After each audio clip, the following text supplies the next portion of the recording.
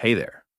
Welcome to CyberPulse by Quantum Shield, the podcast where we make cybersecurity less intimidating and a lot more exciting.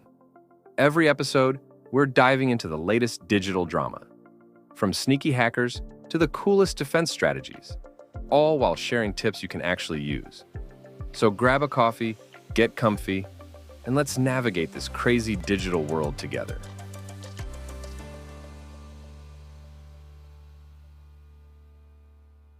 Buckle up, listeners, because today we are diving headfirst into the intricate world of cybersecurity compliance frameworks. Intricate, yes, but you hit the nail on the head with world. This stuff is everywhere these days. It really is. And honestly, who wants to wade through jargon just to stay safe online, right? That's why we're here. Break it all down. No technical mumbo-jumbo, just the essentials served fresh. I like the sound of that. Freshly brewed cybersecurity insights. Spot on. So, before we get lost in the weeds, let's establish the why. We dug into some recent reports, white papers, the works, and it's clear.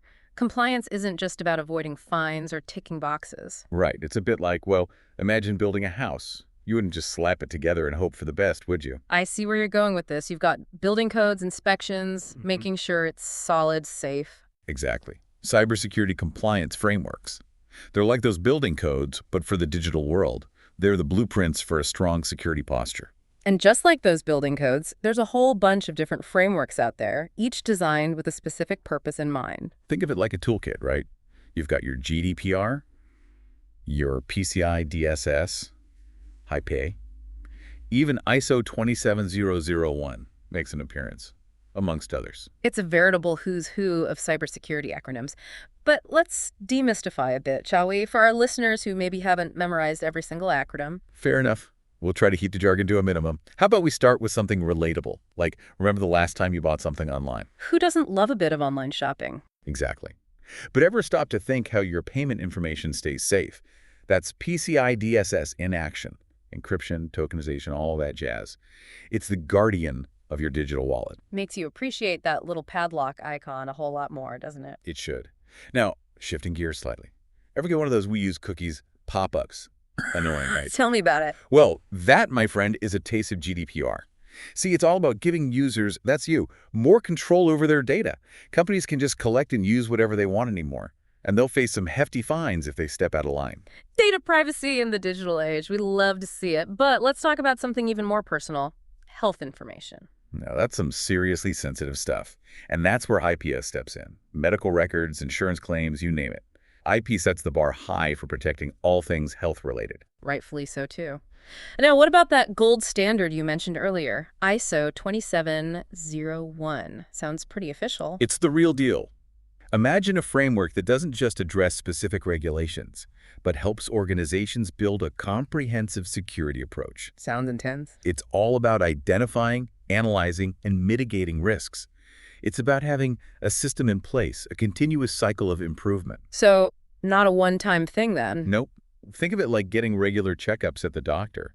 You don't just go once and assume everything's fine forever. That's where those audits and assessments come in, right? Making sure organizations are actually following through on their compliance commitment. Bingo. It's one thing to have policies and procedures written down.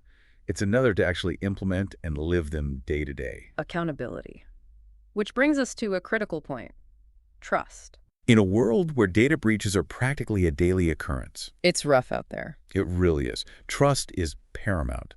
And these frameworks, they're the building blocks of that trust.